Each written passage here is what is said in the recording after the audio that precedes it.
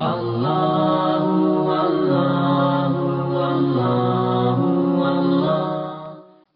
ایک بڑی بحث یہاں چلتی، اس کو بھی ضمناً چلیے عرض کرتا چلوں.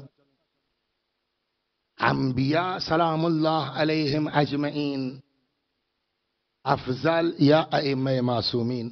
اسی سے یہ بات بہت آسانی سے حل ہو جائے گی. صلوات بر محمد وآل.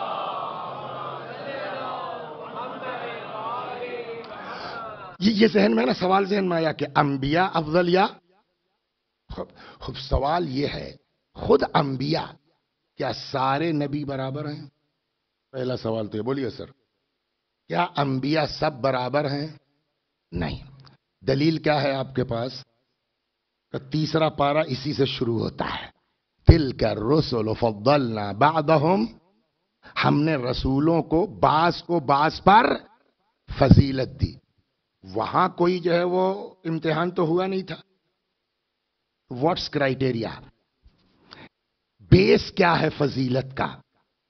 سب کو آپ نے خلق کیا، یا تو یہ ہے کہ بھائی میں اللہ ہوں، یہ بڑے نبی یہ ان سے کم، یہ ان سے کم، یہ ان سے کم، یہ ان سے کم.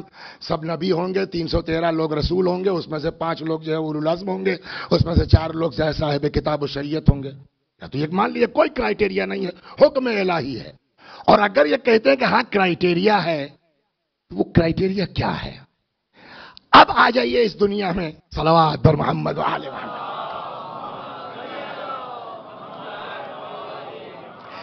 جب رسول اللہ نے بعثت کے بعد اس دنیا میں اعلان رسالت فرمایا تو کیا سب نے ایک ساتھ اسلام قبول کر لیا؟ کچھ پہلے کچھ بعد میں. اور آج اسی چیز کو لے کے ہم اور آپ یہ معیار قائم کرتے ہیں کہ فلاں صحابی بلند ہے. کیوں؟ کہ وہ پہلے نمبر پر ایمان لائے تھے، وہ دوسرے نمبر پر ایمان لائے تھے، وہ 7ویں نمبر پر ایمان لائے تھے. تو جو جتنے پہلے ایمان لایا، باوجود اس کے کہ سب صحابی ہیں، مگر سب صحابی ہونے کے باوجود جو جتنے پہلے ہمارے نبی پر ایمان لایا وہ اتنا فضیلت والا ہوا نا. یہی چیز وہاں بھی ہوگی کہ اب رسول اللہ نبی بن کے آئے ہیں نا، ان کے درمیان 1,24,000 ایک کم. تو کیا سارے انبیاء اب جب نبی ہیں ان کے، تو ان کو بھی تو وہاں کلمہ پڑھنا پڑے گا نا، رسول اللہ پر ایمان لانا پڑے گا. تو کیا سارے انبیاء ایک ساتھ ایمان لائے؟ بولیے. اب یہاں کہا جاتا ہے کہ اس عالم ارواح میں جس نبی نے جتنے پہلے ہمارے نبی کی نبوت کا اقرار کیا وہ اتنا بڑا نبی بنا. صلوات درما پہنچا لے گیا میں آپ کو منزل تک. کہ انبیاء کی فضیلت اور برتری کا معیار کیا ہے؟ کہ اس عالم ارواح میں جب ہمارے نبی کو نبی کی حیثیت سے مبعوث کیا گیا تو اس عالم ارواح میں جو جتنے پہلے ایمان لایا وہ اتنا بڑا. یہ تو طے ہو گیا نا. تو اب وہاں خالی 1,24,000 انبیائی کی روحیں تو نہیں تھی، اور بھی لوگ تھے نہیں تھے؟ بولیے کیا عقیدہ ہے آپ کا؟ انا وعلی من نور واحد. اور بھی لوگ تھے نا. تو جو جتنے پہلے ایمان لایا وہ اتنا بڑا نبی. اور اگر کچھ لوگ ایسے مل جائیں جو نبیوں سے پہلے نبی پر ایمان لائے اس عالم میں، تو وہ انبیاء سے افضل ہوں گے یا نہیں ہوں گے؟ عقلاً بتائیے. کہا ایسا کیسے؟ میں نے کہا اب آئیے کھولیے بہار. صلوات بر محمد و بلا وجہ نبی نے نہیں کہا میں تمہارے درمیان عطرت کے علاوہ کوئی بتا نہیں سکتا اس چیز کو. اب اسی بہار میں 15ویں جلد میں امیر المومنین سلام اللہ علیہ سے روایت ہے،